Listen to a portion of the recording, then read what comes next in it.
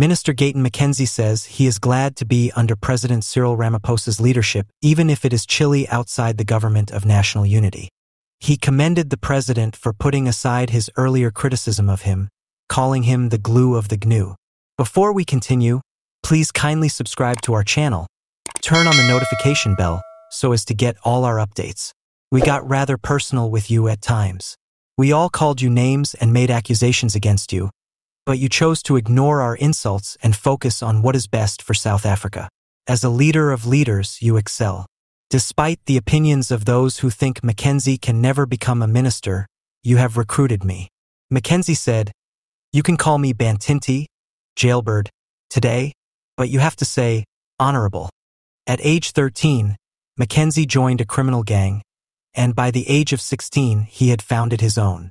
He was given a 17-year term at the age of 21 and transferred to Hlophe Maximum Institution, where he ruled the entire prison.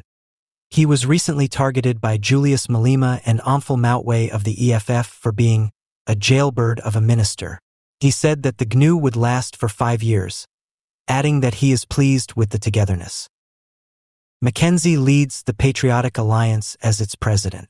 He was named the GNU's Minister of Sports, the Arts and Culture. Just 20 Rand for the first month. Subscribe to our digital news package to help support independent journalism.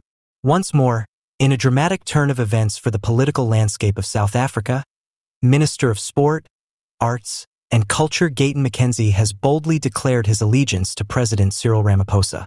This declaration coincides with conversations about the possibility of a government of national unity, a subject that has sparked conjecture and discussion among both political pundits and the general public.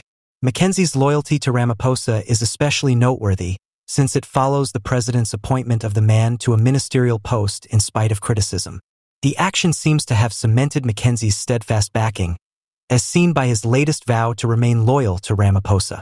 McKenzie's allegiance may be vital in determining the nature of the nation's future government as it negotiates difficult political obstacles.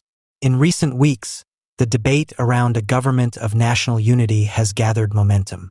With this possible change, a larger coalition of political actors may collaborate to solve the persisting socio-economic problems in South Africa. McKenzie's dedication to Ramaphosa suggests possible strategic partnerships that might influence the nation's future leadership, even if the specifics are yet unknown.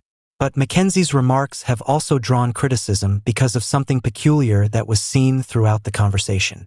Political insiders have conjectured that the minister's overt show of allegiance may be a planned attempt to guarantee his position in any next coalition, particularly in a government where the balance of power may change quickly. This offers an exciting new level of nuance to the political story that is developing.